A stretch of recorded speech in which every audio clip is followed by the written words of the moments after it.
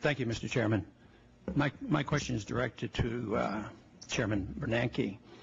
You know, for many years, the Austrian free market economists had predicted all these problems would come, and they were certainly correct in everything that they said. Of course, they're not very satisfied, including myself, with the so-called solutions, because it looks like we're spending a lot of energy and a lot of money trying to patch a system together that is unworkable. So we have Congress spending a lot of money. We have Treasury very much involved in trying to pick and choose which worthless asset that we're going to buy. And, of course, the Federal Reserve is involved in injecting trillions of dollars that nobody seems to be keeping track of. But what we're failing to do, I think, is to recognize that the system no longer works. But I can understand why we do this, because, you know, if Congress couldn't do this, and if the Fed couldn't do this, and Treasury couldn't do this, it would make us all irrelevant.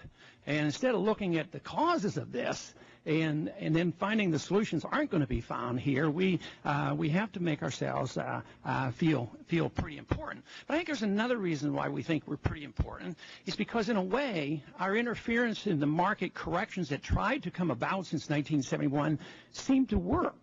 I mean, the failure was established in 1971 with a system that had no way of automatically correcting the balance of payment and the current account deficits. And that's where the problem has been. And the economists, whether they were left or right or middle over the last several decades, have always said this current account deficit is a big problem.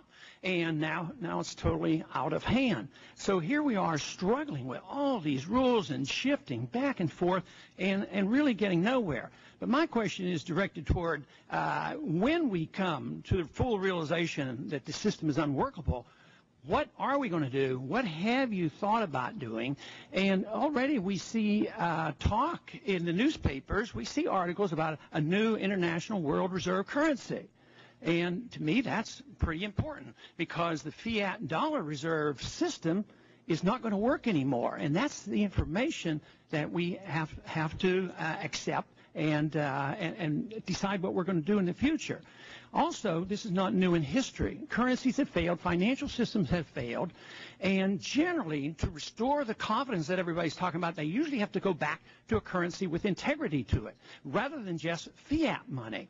And, you know, the stage is there. It's not impossible. Already, the central banks of the world still own 15% of all the gold that was ever mined in all of history. So they hold on to this gold for some reason, and therefore, something has to give, or are we going to keep trying to waste more money and time patching this system together? Just last week, there was a report that Iran purchased $75 billion worth of gold, took their reserves out of Europe, bought gold and put it in Asia. So is that a sign of the times, and is that moving on? Now, my question is, in your meetings, and you had a meeting just recently with other central bankers, does this thought come up about a new international world reserve currency? And if so, does the subject of gold ever come up? How do you restore the confidence? Have you recently had conversation with any central banker?